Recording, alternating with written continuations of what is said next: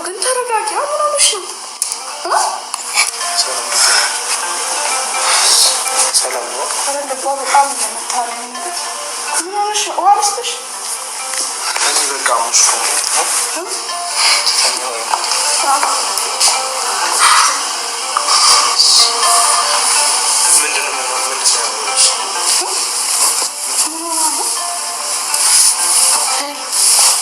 ናቲ እኮ እኔ ራሱ ደንግጫለሁ። ግን ምን ሆነሽ ነው? አይ ደንግጣለች። ማን ናቲ እኮ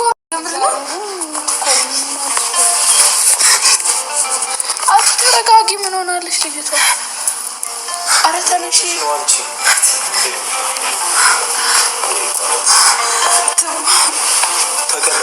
ተቀመጪ።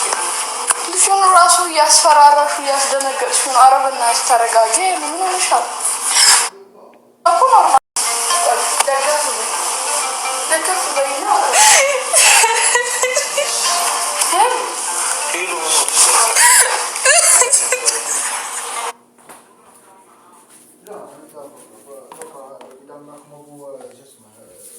قدم اي وقت عشان افصل بينه وبين البطيخ.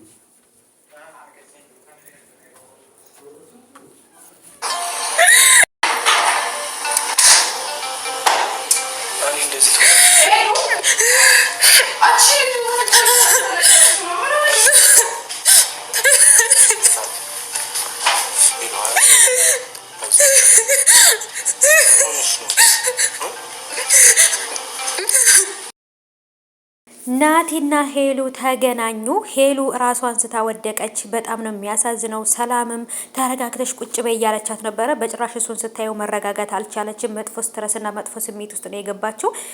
ሄሉዬ በጣም ነው ያሳዘነች። እናንተ የልጅነት ፍቅር ወይንም የበፊት ፍቅር የሚባለው ለካ አይረሳም። የመጀመሪያ ፍቅር ማለት ነው። ናቲን ታውቃላችሁ፣ በጣም ነው የምትወደው። ዩቱብ ከመጀመራቸው ጀምሮ አብረው የነበሩ በጣም ብዙ ላይፍ ያሳለፉ መጥፎና ደግን ያሳለፉ ናቸውና እሱም ከሀገር ውስጥ የለም ነበረ። በቃ በስትረስ ውስጥ ተጨናንቆ ምናምን ከሷ ጋር ስለተለያየ ከሀገር ወጥቶ ነበር እንደምታውቁትና መጥቷል።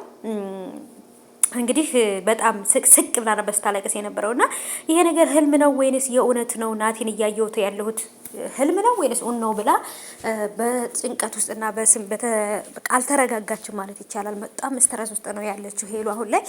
በጣም ነው ያሳዘነችኝ። ያ ብዬ እንግዲህ ይሄን ቪዲዮ ስታየው እንደምታዝን አልጠራጠርም። ግን ደግሞ ያው ምንም ማድረግ አይቻልም።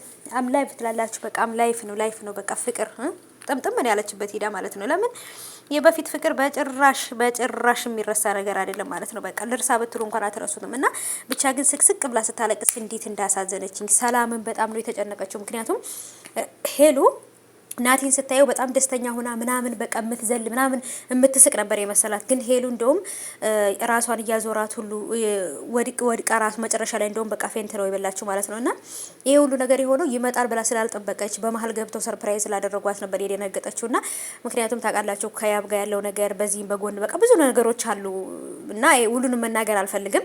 በዛ ምክንያት በቃ ስትረስ ውስጥ ስለነበረች ነው በቃ ስታየው የደነገጠችው። እንዴት እንዳሳዘነችኝ የኔ ውድ ሄሉ ያይዞሽ